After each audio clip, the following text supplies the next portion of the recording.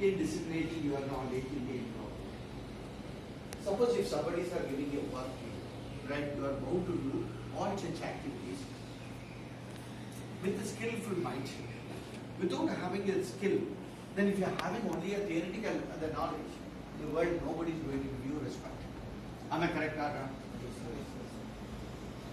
So the skill is very essential. This is the real motto of ideal life. The hands-on experience.